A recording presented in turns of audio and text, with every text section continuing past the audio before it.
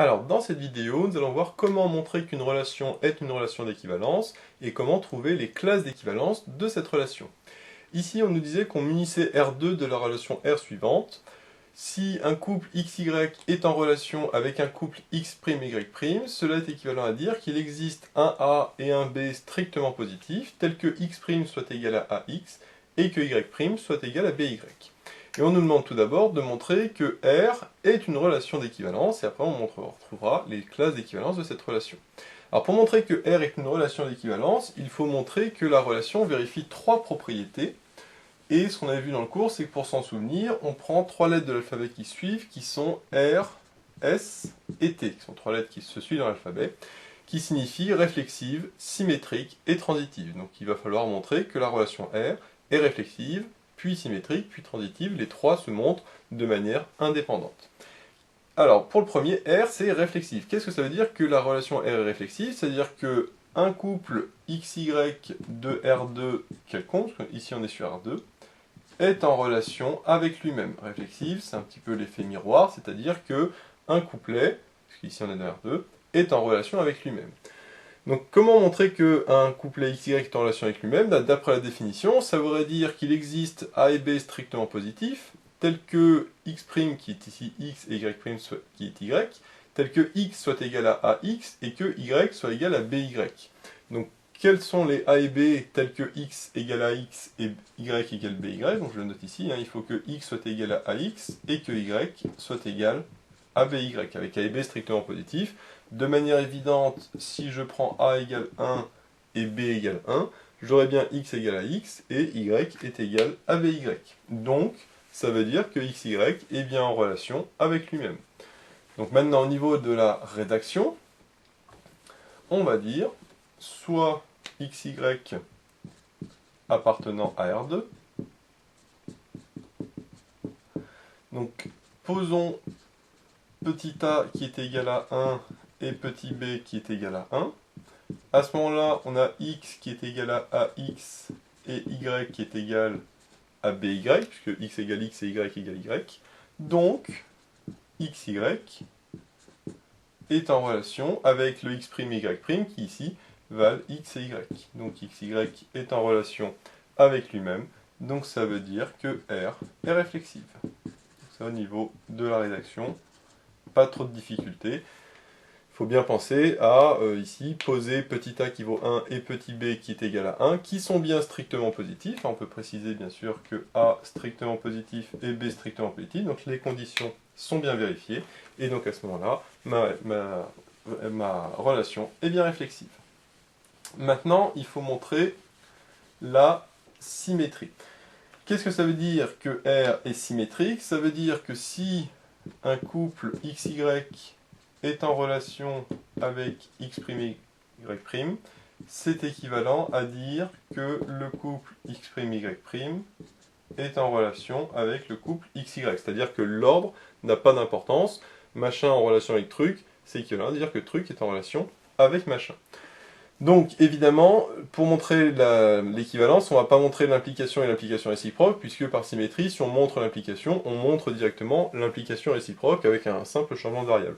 Donc on va juste partir de là et montrer que cette égalité est vérifiée.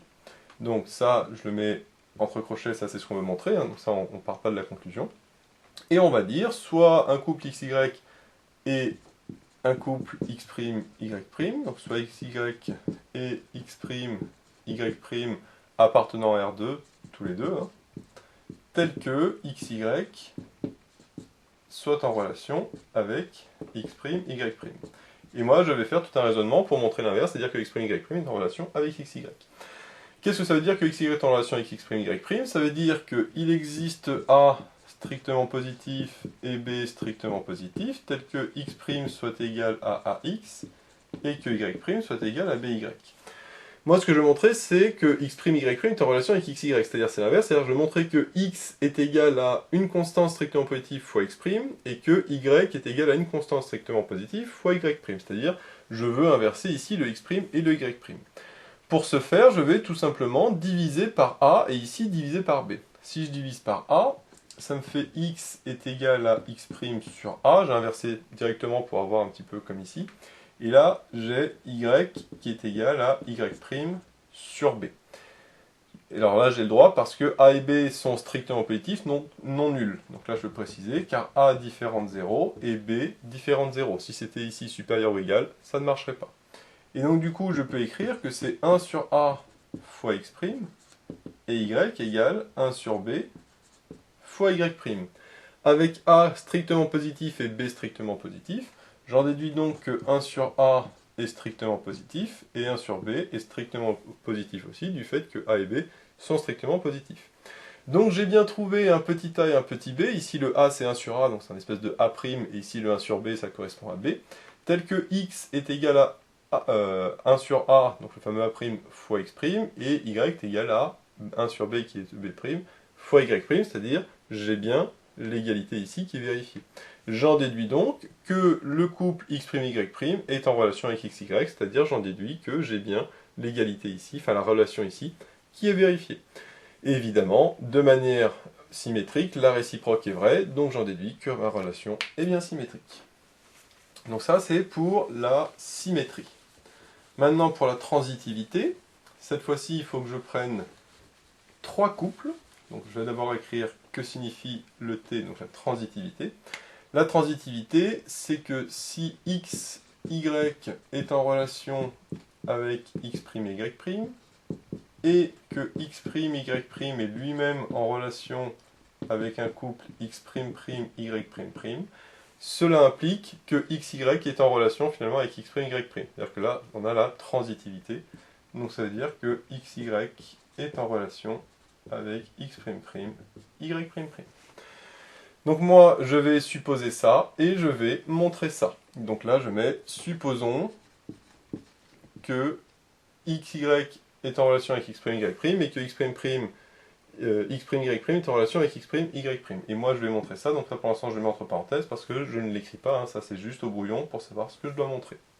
Donc là, je vais traduire ces deux relations avec l'égalité, c'est-à-dire qu'il existe un petit a strictement positif et un b strictement positif, tel que x' soit égal à ax et y' soit égal à by.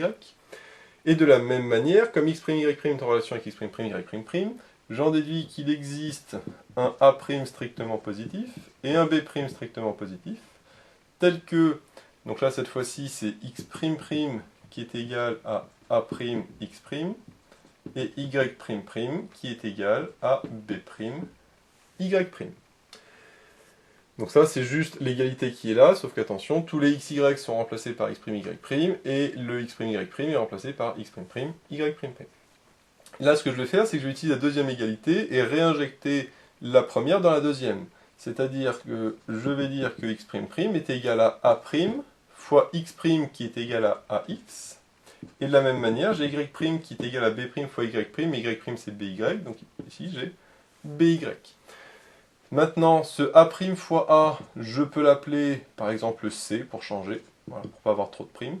Donc je vais appeler ça cx, et ici j'ai y' qui est égal à, je vais appeler d fois y. Donc avec c qui est égal à a' fois a, et d qui est égal à b' fois d. Comme a', b et b' sont strictement positifs, j'en déduis que c est strictement positif, et que d est également strictement positif. J'ai donc trouvé deux constantes strictement positives, c et d, telles que x'' soit égal à cx et que y' est égal à dy. Et donc d'après le principe de la relation qui est ici, j'en déduis que le couple xy est en relation avec le couple x', y'. Et donc du coup, j'ai bien l'égalité ici qui est vérifiée. Donc mes deux relations en impliquent la troisième avec la transitivité, donc j'en déduis que ma relation est bien transitive. Donc ça, c'était les trois choses à montrer, et donc on peut conclure en disant, donc R est réflexive, symétrique et transitive, donc c'est une relation d'équivalence. Donc je ne vais pas l'écrire parce qu'ici, il n'y a rien de spécial, je vais juste le dire à l'oral, hein.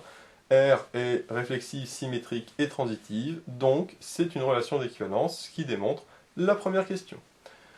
Maintenant, on va passer aux classes d'équivalence. Généralement, c'est un tout petit peu plus compliqué, mais ici, on va voir que c'est un petit peu spécial, mais plutôt simple si on sait s'y prendre.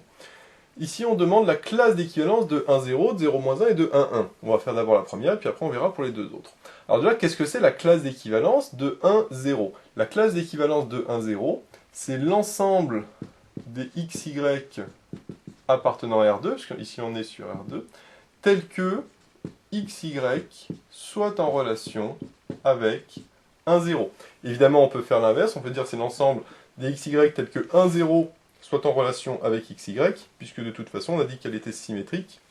Donc qu'on dise l'un ou l'autre, c'est exactement la même chose. De fait de dire, mettre le xy à gauche ou à droite.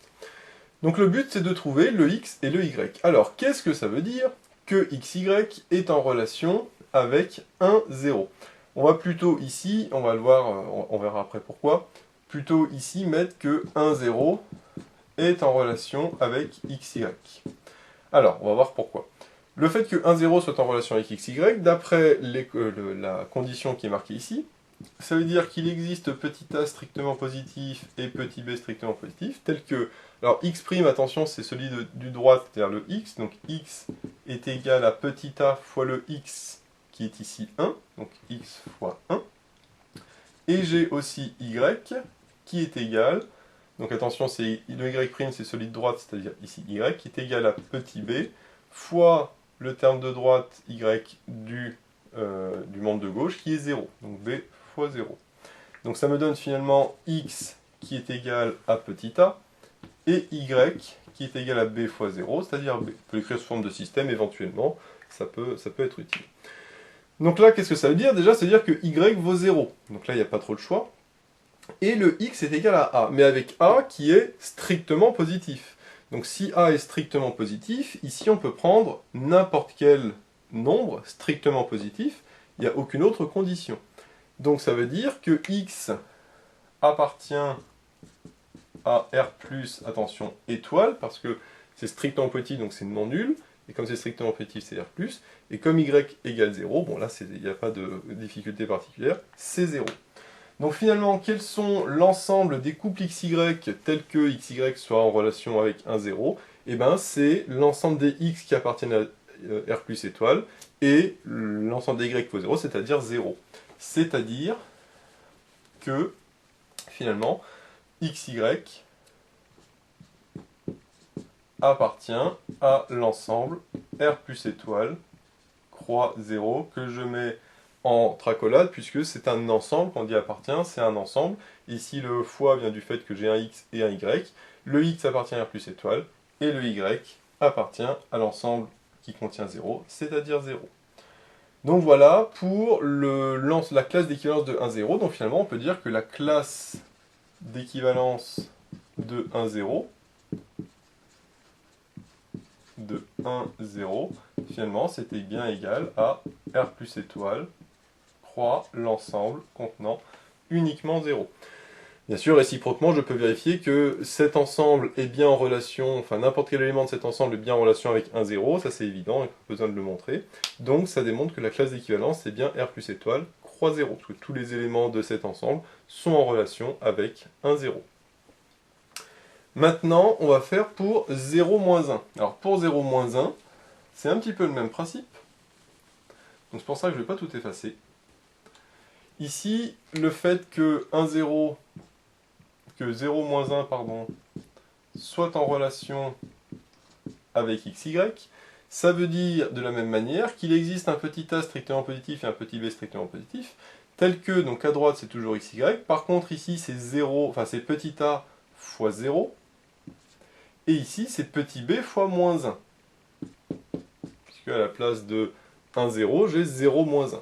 C'est-à-dire finalement que x ici est égal à 0, et le y, lui, est égal à moins b.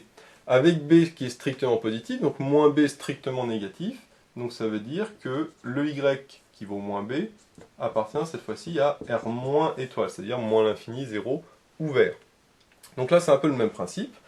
Ici, la classe d'équivalence de 0, moins 1, alors je ne le réécris pas, mais il faut dire la classe d'équivalence de 0, moins 1, c'est pour le x 0, donc ça va être l'ensemble 0, et pour y, c'est R moins étoile, donc croix R moins étoile.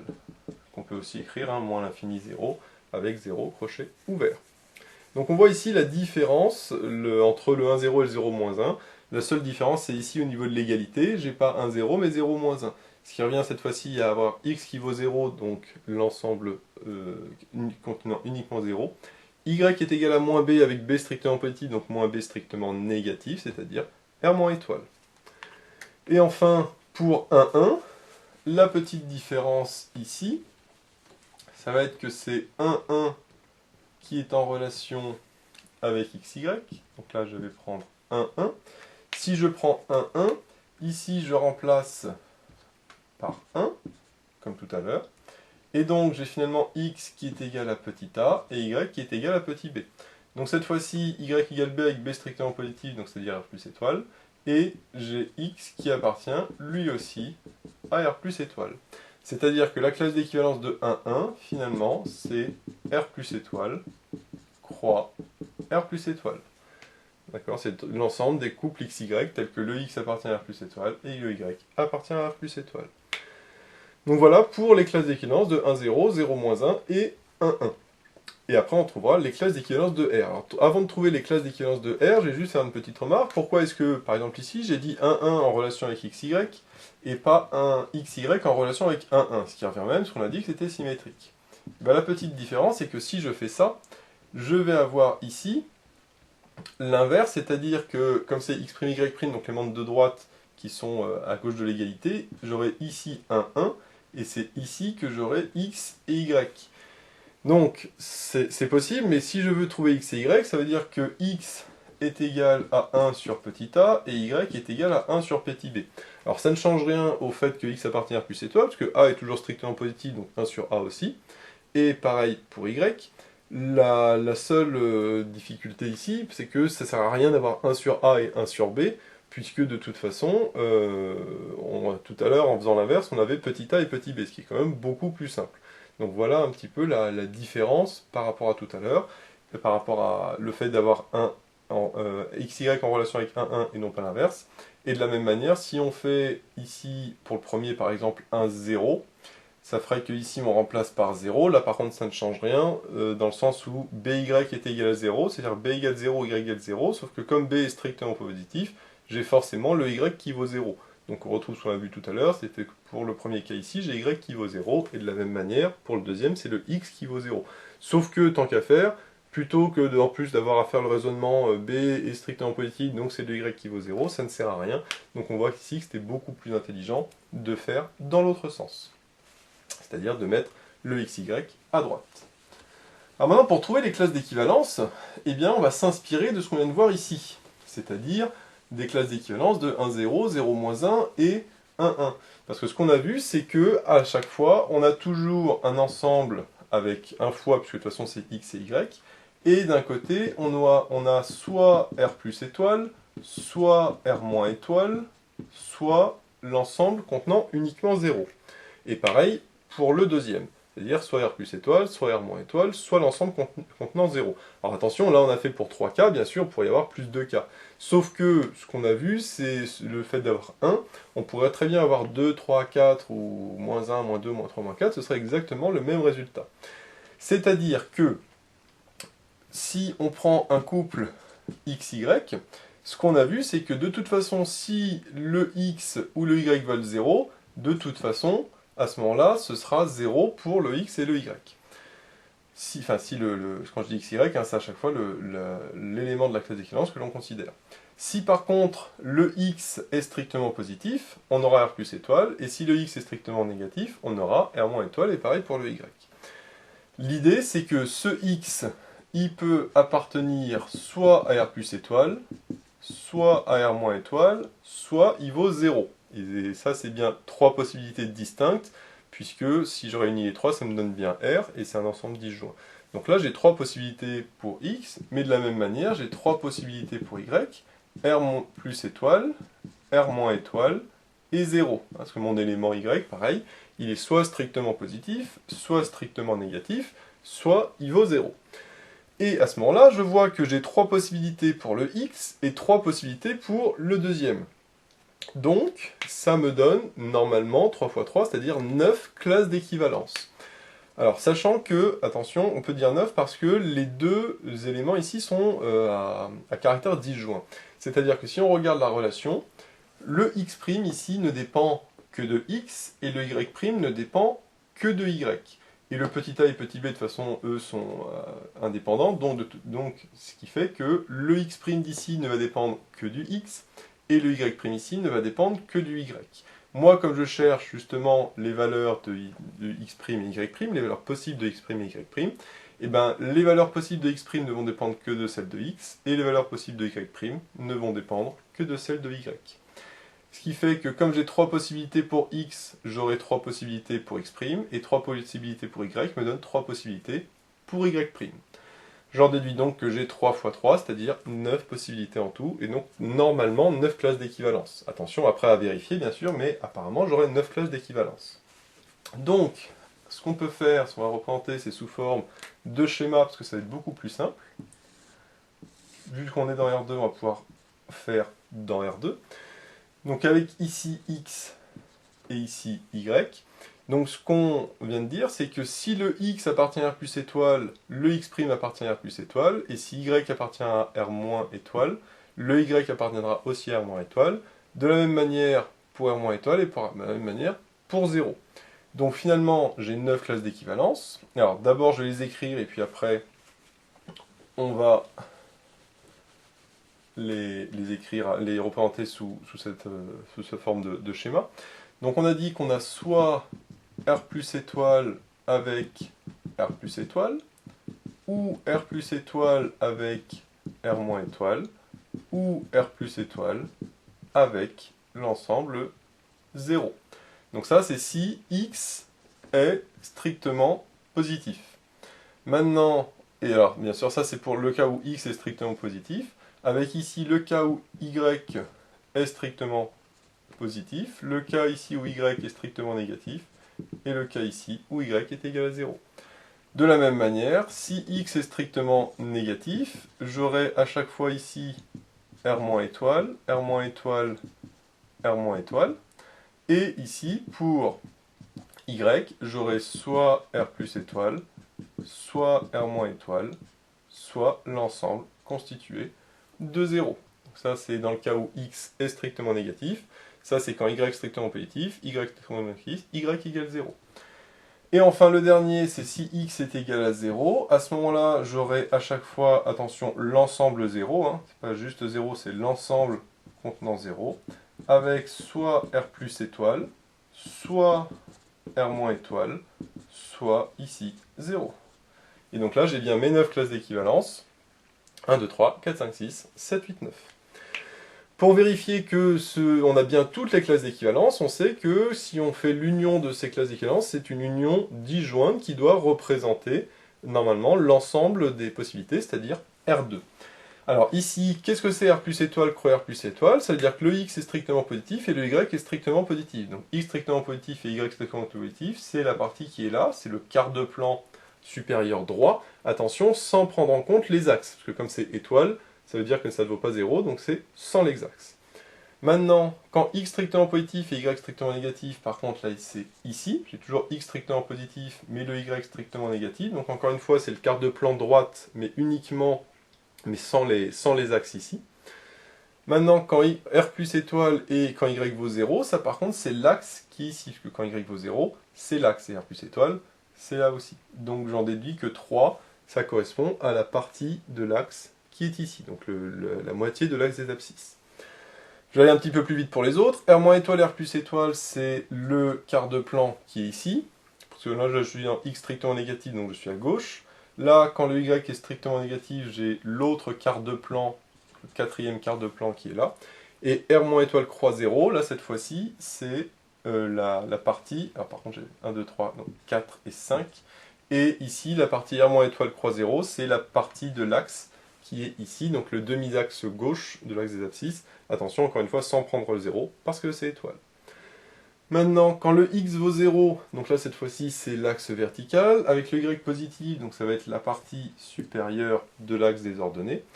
Quand le y est négatif, c'est la partie inférieure de l'axe des ordonnées, et 0 croix 0, ça donne l'origine qui est juste là.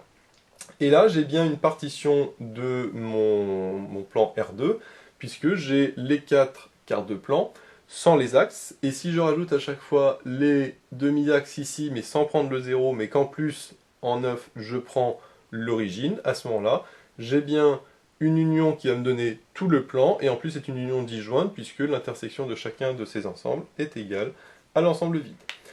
Donc voilà, l'ensemble des classes d'équivalence, à chaque fois c'est R plus étoile, croix, R plus étoile, R plus étoile, croix, R moins étoile, etc., etc. Ce sont les 9 classes d'équivalence que l'on avait trouvées. Et donc après, un élément xy, eh bien, selon le fait que x soit positif, négatif ou nul, et que le y soit de la même manière positif, négatif ou nul, sa classe d'équivalence sera un des 9 ensembles qui est ici. Donc voilà, j'espère que cette vidéo vous sera utile. N'hésitez pas à vous abonner pour être au courant des nouvelles vidéos qui sortiront. J'ai mis le lien dans la description vers l'énoncé de l'exercice, ainsi que vers d'autres exercices sur les relations d'équivalence. J'ai également mis le lien vers la page Tipeee où vous pouvez soutenir Méthode Maths. Et moi je vous dis à bientôt pour de nouvelles vidéos.